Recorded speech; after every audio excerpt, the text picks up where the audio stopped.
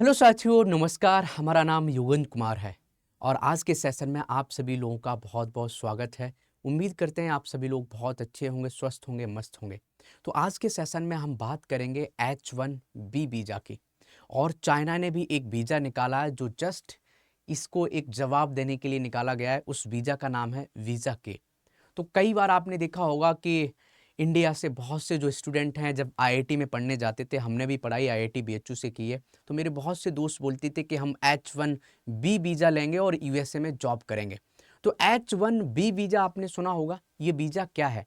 इस हम वीज़ा की बात करें तो यूएसए जो हमारे स्किल्ड वर्कफोर्स होता था उसको देता था। कोई एडुकेशन, मान लेते कोई कोई एजुकेशन करने जा रहा है यूएसए में तो उसको दिया जाता था, या कोई स्किल्ड पर्सन है जॉब करने जा रहा है तो उसको दिया जाता था। तो बहुत से ऐसे ऐसे हमारे जो स्किल्ड लोग हैं वो यूएसए में जाते थे और H1B वीज़ा का यूज़ करते थे। तो लेकिन अभी क्या है, लेकिन अभी न्यूज़ में H1B वीज़ा जो है बहुत ज़्यादा न्यूज़ में है। रीज़न क्या कि पहले जो उसकी फ़ी थी लगभग वो 2000 से लेके $5000 थी। 2000 से लेके $5000 हम इंडिया के रुपए में हम बात करें तो $1 मान लेते कि 90 रुपए का है या 88 रुपए का है। एग्जैक्ट ये वेरी करता रहता है, हम एग्जैक्ट नहीं बता सकते। 90 रुपए का है तो मान लो 2000 डॉलर हमने दिया तो लगभग 1,80,000 हम देना पड़ता था। 1,80,000 रुपए दे के आप एक तरीके से यूएसए में आप रह सकते हैं और आपको एंट्री मिल जाती थी। लेकिन अभी क्या किया है, एक तरीके से डोनाल्ड ट्रंप ने, ऑब्वियस सी बात है कि एक तरीके से जस्ट इंडिया से रिलेशन अच्छे नहीं है, तो एक तरीके से इंडिया को टारगेट किया गया है H1 वीज़ा के तहत। तो इसमें क्या किया, H1B वीज़ा की जो हम बात करें तो H1B वीज़ा की जो फ़ी है वो लगभग $1,00,000 कर दी है। $1,00,000 कहने का मतलब ये कि 90 लाख रुपए। अब एक जो आम इंसान है जो मिडिल फैमिली से है, और आपने एक चीज़ देखी होगी कि इंडिया में लगभग 80% जो आईआईटी में लोग जाते हैं या जो इंजीनियरिंग करने जाते हैं या एक तरीके से डॉक्टर्स बनने जाते हैं, वो सब मिडिल क्लास फैमिली से आते हैं। अब मान लेते कि 90 लाख फी कर दी जाती है तो कैसे उसको कर पाएंगे? या जो कंपनीज हैं जो स्पॉन्सर करती है जैसे अमेजन या गूगल, वो कंपनी पर एक तरीके से लोड बढ़ेगा, एक तरीके से बर्डन बढ़ेगा, तो वो एक तरीके से फिर इंडियन टैलेंट को हायर नहीं करेंगे। वो क्या करेंगे, यूएसए के जो लोग हैं थोड़ा बहुत उनके स्किल आती होगी उन्हीं को हायर कर लेंगे। तो इसी के बारे में हम बात करेंगे। तो आज की जो हमारी खबर है वो ये है कि चीन ने निकाला H1B वीजा का तोड़। आ गया है नया के वीजा। क्या है ड्रैगन का प्लान? तो आपको हम बात करेंगे के वीजा। ये के वीजा भी पूछा जाता है, आपके प्रीलिम्स में भी पूछा जा सकता है कि बताइए के वीजा न्यूज में था वो किस देश का है? तो ये चीन का है। ये के वीजा कैसे? एक तरीके से आप मान सकते हो कि चाइना अब एक तरीके से पूरे विश्व में लीडर बनने की कोशिश कर रहा है। जो मिस्टेक यूएसए करता है उसी मिस्टेक को सही करने की कोशिश चाइना कर रहा है। आपको पता है कि चाइना ने हर एक तरीके से अल्टरनेट कर रखा है। आप देखोगे जैसे हम बात करते हैं, आपने यूएसए का आपने एक तरीके से जो गूगल मैप यूज़ करते हैं, चाइना ने अपना एक तरीके से बीडू नाम का एक अल्टीमेट गूगल मैप, एक तरीके से अपने खुद का एक मैप क्रिएट कर रखा है।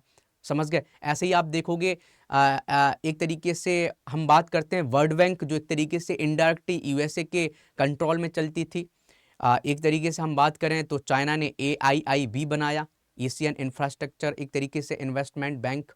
उन्होंने खुद एक अल्टरनेट क्रिएट किया और खुद की एक, आप देखोगे पूरे वर्ल्ड का जो मैन्युफैक्चरिंग है, सबसे ज़्यादा जो विश्व का मैन्युफैक्चरिंग जो कर रहा है वो चीन कर रहा है। ऐसे रेयर अर्थ मेटल्स में देखोगे कि 70 से 80% जो रेयर अर्थ मेटल्स हैं जो माइनिंग की जा रही है वो चीन में की जा रही है। तो चीन बहुत बड़ा, हर सेक्टर में एक बहुत बड़ा लीडर बन के निकल रहा है। अब कोशिश कर रहा है कि अभी देखोगे कि यूएसए कोशिश कर रहा है कि हम अपनी हेगमनी को दोबारा से अचीव कर लें। तो उसके लिए एक तरीके से डोनाल्ड ट्रंप की एक तरीके से ये डेस्परेशंस हैं कि चलो कैसे हम इसको कंट्रोल करें, इंडिया को हम कैसे डरा के अपने कंट्रोल में लेके आएं। लेकिन उनको पता ही नहीं कि इंडिया जो हो एक ऐसा देश है जो एक तरीके से हमारी जो डेमोक्रेसी है वो इतनी स्ट्रांग है, वो हम डिसीजंस अपने अकॉर्डिंग लेते हैं। आपने देखा हो एक सॉवरन कंट्री क्या होता है कि जो डिसीजंस अपने अकॉर्डिंग ले। तो यही सब बातें करेंगे, लेकिन आपको ये समझ में आ गया होगा कि जो ये जो न्यूज है वो चीन एक अच्छा लीडर बनने की कोशिश कर रहा है। यूएसए ने अभी क्या किया, H1B वीजा पर बहुत ज्यादा फी लगाया। इसने क्या बोला कि हम K1 वीजा लेके आएंगे, जिसको भी आना है चीन में आ जाए। एक तरीके से चीन ने निकाला H1 वीजा का तोड़ और आ गया नया के वीजा। तो H1B वीजा पर भारी फीस लगाने के बाद चीन ने के वीजा नामक एक नई वीजा कैटेगरी शुरू करने का फैसला किया है। इस वीजा के माध्यम से चीन दुनिया भर के युवा वैज्ञानिक और तकनीकी प्रोफेशनल्स को आकर्षित करने की तैयारी है। मैं अभी एक तरीके से ट्वीट देख रहा था, उसमें यूएसए के बहुत से लोगों ने ट्वीट किया था कि डोनाल्ड ट्रंप को ये पता नहीं है कि जो आज यूएसए में जो सिलिकॉन वैली है वो किसने बनाई है। आपको पता होना चाहिए 70% जो सीनियर्स जो आप देखोगे ऐसे इंजीनियर्स हैं जो H1B वीजा में हम देखेंगे 71% इंडियंस हैं। जो भी H1 वीजा दिया जाता है, H1B वीजा दिया जाता है, उसमें आप देखोगे 71% इंडियन है। और आप यूएसए में देखोगे बड़ी बड़ी पोस्ट पर जो लोग हैं वो सब इंडियंस हैं। आप देखोगे माइक्रोसॉफ्ट की बड़ी पोस्ट पर इंडियंस, गूगल का जो आपने सुंदर पिचाई जी का नाम सुना होगा, इंडियन। तो कहने का मतलब बहुत से लोगों ने पोस्ट किया कि डोनाल्ड ट्रंप का ये जो डिसीजन है ना वो यूएसए को बर्बाद कर देगा। इस सिलिकॉन वैली को बनाने में इंडिया का बहुत बड़ा रोल है, बहुत स्किल्ड लोग आए और एक तरीके से इसको बनाया। आपने कई बार देखा होगा कि बहुत से, अभी देखोगे अभी किसी की कमेंट थी, महिंद्रा, एक जो टेक महिंद्रा के जो ऑनर है हमारे, उन्होंने कमेंट की थी कि ये बेहतर है, अच्छा है कि जब एक तरीके से H1B वीजा पर एक तरीके से ज़्यादा फीस लगाएगी तो बेहतर होगा कि जो हमारा एक तरीके से ब्रेन ड्रेन हो रहा था, ब्रेन ड्रेन मतलब जो हमारे स्किल्ड लोग थे वो यूएसए में जा रहे थे, अब वो यहीं रुक जाएंगे और एक तरीके से भारत के लिए काम करेंगे। तो ये फायदेमंद भी है, घाटेमंद है। मुझे लगता है कि जो H1B वीजा की जो फीस बढ़ाई है वो इंडिया को फायदा ज़्यादा देगा, घाटा कम देगा। रीजन क्या कि जब स्किल्ड लोग यहाँ काम करेंगे तो इंडिया को भी टैलेंटेड लोगों की ज़रूरत है। अब देखो चीन कोशिश कर रहा है कि जो टैलेंटेड लोग, जो स्किल्ड लोग यूएसए में नहीं जा पा रहे वो चीन में आ जाएं। ऑब्वियस सी बात है कि जब किसी देश को ग्रोथ चाहिए होती है तो उसको एक टैलेंटेड लोगों की जरूरत होती है, स्किल्ड लोगों की जरूरत होती है। तो आप समझ सकते हो, तो यहाँ पर आपको एक तरीके से राष्ट्रपति सी जिनपिंग का फोटो और यहाँ डोनाल्ड ट्रंप, तो एक तरीके से आप समझ सकते हो एक ऐसी कंपटीशन है जिसमें हर कोई चाह रहा है कि हम विश्व का लीडर बने, लेकिन इंडिया कोशिश कर रहा है ना चाइना लीडर बने ना यूएसए लीडर बने। भाई साहब मल्टीपोलर वर्ल्ड होना चाहिए जो एक तरीके से कॉन्सेंसस बेसिस पर चल रहा हो, जिसमें किसी एक की नहीं चल रही हो। तो ऐसा विश्व बनाने की कोशिश कर रहे हैं। आपने कई बार देखा होगा हमारे जो फॉरेन मिनिस्टर हैं वो ये भी बोलते हैं कि यूनाइटेड नेशन सिक्योरिटी काउंसिल में भाई साहब रिफॉर्म होने चाहिए, मल्टीलेटरिज्म में रिफॉर्म होने चाहिए, सभी देशों का रिप्रेजेंटेशन होना चाहिए। तो चीन के जो 12 जो वीजा कैटेगरी होते थे उसमें शामिल होगा नया के वीजा होगा। और अमेरिका का जो H1B जो वीजा था उसको एक तरीके से रिप्लेसमेंट करने की कोशिश की जा रही है कि जो टैलेंट एक तरीके से अमेरिका इसके तहत अट्रैक्ट करता था वो कोशिश कर रहा है चीन।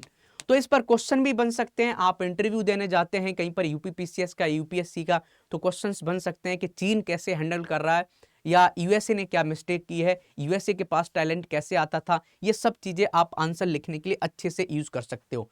तो यहाँ देखोगे कि अमेरिकी राष्ट्रपति डोनाल्ड ट्रंप ने H1B वीजा पर भारी भरकम फीस लगाया, समझ गए। और सिंपल ये था कि आप देखोगे एक डेटा देखोगे कि H1B वीजा जो था, H1B वीजा, उसमें देखोगे 71% जो भीड़ थी, 71% जो एक तरीके से जो अप्लाई करते थे लोग वो इंडियंस होते थे। तो कहने का मतलब है कि डोनाल्ड ट्रंप का एक तरीके से इनडायरेक्टली इंडियंस पर अटैक किया गया। 11% चाइना के लोग करते थे, 11% चाइना के लोग थे, फिर मैक्सिको के लोग थे, फिर ऐसे ही करके और भी देशों के थे। तो मैक्सिमम जो भीड़ थी इस H1B वीजा को जो अप्लाई करते थे वो इंडियंस थे। तो सबसे ज्यादा इंपैक्ट जो हुए हैं वो इंडियंस हुए।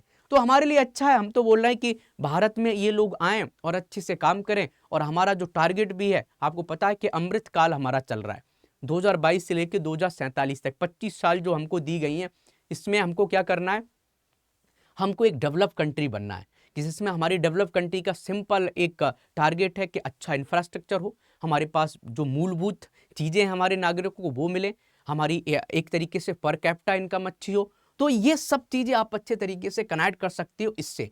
तो आप देखोगे कि जो के वीज़ा है, जो के वीज़ा है वो एक तरीके से के वीज़ा एंट्री लेने वाले लोग कौन हो सकते हैं, जो एक तरीके से एजुकेशन में जा रहे हैं, वो हो सकते हैं कल्चर में, विज्ञान में, तकनीकी में, बिजनेस में, कोई भी सेक्टर में आप एक तरीके से के वीजा ले सकते हो। तो एक तरीके से चाइना के विकास में टैलेंट का अहम योगदान है, इसलिए चीन ने ऐसे दुनिया भर के टैलेंट को मौका देने के लिए के वीजा स्टार्ट किया है।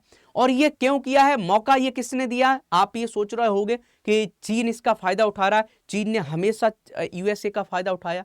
कैसे उठाया कि रीजन आप देखोगे 1980 में जब देखोगे बहुत अच्छे से दोस्ती हुई थी वहां के राष्ट्रपति और चीन के राष्ट्रपति में, तो डब्ल्यूटीओ का बहुत अच्छे से फायदा उठाया और डेमोक्रेसी ना होते हुए बहुत अच्छे से ट्रेड का बेनिफिट उठाया और यूएसए ने बहुत ज्यादा सपोर्ट किया। भारत को तो कभी नहीं किया। आप देखोगे कि 1965 में जब वियतनाम युद्ध हो रहा था तो हमारे उसमें प्रधानमंत्री जो लाल बहादुर शास्त्री जी थे, उन्होंने जब कुछ कमेंट कर दी थी तो PL 480 भाई साहब बंद कर दिया था जो हमको अनाज देते थे। तभी तो ग्रीन रेवोल्यूशन स्टार्ट हुआ। हमारे लिए वो बहुत बहुत एक तरीके से अपमानजनक एक्ट था हमारे लिए कि हमारा भाई खाना हमारा बंद कर दिया था कि उस समय हमारे देश में बहुत भुखमरी पड़ रही थी, अकाल पड़ रहा था, हमारे पास इतना गेहूं नहीं था। लेकिन वो एक अपमानजनक एक्ट ने क्या किया, हमको सेल्फ डिपेंडेंट बना दिया। किसमें? वीट में। वीट प्रोडक्शन में आज देखोगे पूरे विश्व का आप देखोगे बहुत लगभग आप देखोगे हम टॉप मोस्ट प्रोड्यूसर्स में आते हैं फूड ग्रेन्स प्रोड्यूस करने में। तो ये सब चीजें हैं। तो आप देखो ऐसे ही जब हमारे पाकिस्तान से युद्ध हुए तो हमेशा यूएसए ने सपोर्ट किसका किया? चीन का। हमें बस सपोर्ट देने वाला एक ऐसा देश था, वो था रूस। तो ये सब बातें आप हिस्ट्री को जब देखोगे तो आप कनेक्ट कर पाओगे कि H1 वीजा को यदि फीस बढ़ाया गया है तो यूएसए की हमेशा चाल रहती है कि कैसे एक तरीके से इंडिया को कमजोर किया जाए। इंडिया को कैसे कमजोर किया जाए, H1 वीजा पर फी बढ़ाई है, कहने का मतलब इंडिया के लोगों से नफरत है। इंडिया के लोगों से नफरत है। और मुझे तो लगता है कि ये भी फिर हमारे भारत को एक तरीके से बेंगलोर को सिलिकॉन वैली बनाने में और ज्यादा योगदान देगा। हम तो कह रहे हैं कि जो हमारे इंडियंस हैं, जो स्किल्ड लोग हैं, उनको चाइना जाने की क्या जरूरत है, के वीजा लेने की क्या जरूरत है, इंडिया में स्टे करें और बहुत अच्छे से भारत को ग्रोथ करने में हेल्प करें। तो ये आज का हमारा एक टॉपिक था जिसको हमने बहुत विस्तार से समझाया है, हर डायमेंशन को कवर किया है। आप इंटरव्यू में भी इसको अच्छे से एक्सप्लेन कर सकते हैं, मेंस में भी आप अच्छे से एक्सप्लेन कर सकते हैं। और आप चाहते हैं यूपी पीसीएस की तैयारी करना, कोई भी आपका रिलेटिव दोस्त, हमारी बहुत अच्छी टीम है। आप सुमित अरोड़ा सर को देखोगे, हिस्ट्री पढ़ाती है। आप विवेक पांडे सर को देखोगे, हिंदी पढ़ाते हैं। आप विपुल त्रिपाठी सर को देखोगे, पॉलिटी पढ़ाते हैं। वेद सर को देखोगे, पॉलिटी पढ़ाते हैं। मैं खुद यूपी स्पेशल और इंडियन सोसाइटी इथिक्स पढ़ाता हूं। तो आप हमारा बैच भी ज्वाइन कर सकते हैं, गोल्ड और प्लेटिनम, और आपको हाईएस्ट डिस्काउंट मिलेगा हमारा कोड यूज करके, योगी लाइव। आप ये कोड स्टडी IQ पर यूज कर लीजिए। कोई भी बैच आप खरीदते हैं तो आपको हाईएस्ट डिस्काउंट मिलेगा।